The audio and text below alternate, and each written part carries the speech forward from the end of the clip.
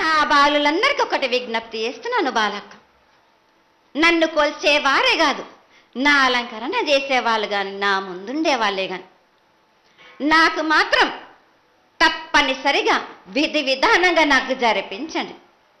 బాలబాలికలు సంతోషంగా ఘనందంగా నాకు పూజలు అందించాను. నాకు వారి అందరిని నేను వెంటుండే కాపాడే భారం నాది.